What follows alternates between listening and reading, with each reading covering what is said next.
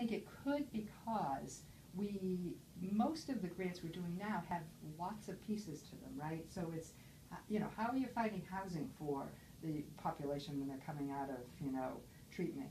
How we build housing and we develop housing.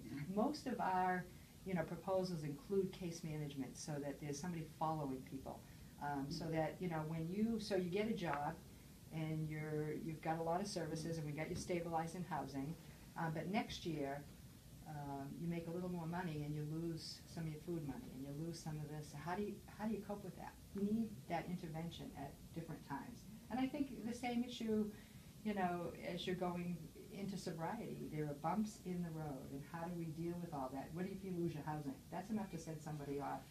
Absolutely. So I think having those support services are critically important over time, and following people doesn't mean we necessarily have to be intrusive or whatever, but they need sometimes that help to get over the next hurdle. So we place somebody in a job, I'm just thinking about it, and she is in our program or an approach called Secure Jobs, where we're quickly wrapping services, getting people housing, and we're working with 5 voc schools on short-term training to get started quickly, and all in fields that have a career path.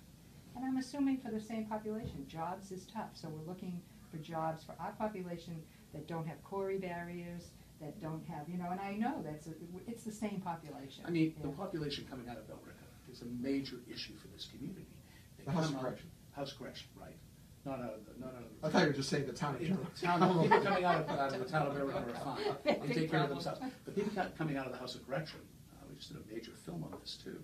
They're coming in, they're re-entering the community, they have no jobs, they have no housing, they have nothing, yet they're addicted. So they go out, they commit another crime, they go back in. Recidivism rate, 75%. So I think in the end, this kind of melding, when we look at, if you could say, design an agency that we'd like to work with, it would be a CDC, it would be a CAP agency. What is CPI? They're a CAP agency, they're a Community Development Corporation, both of which we need desperately. You asked a good question about funders. We called our funders, and we were a little nervous that they would be upset about this.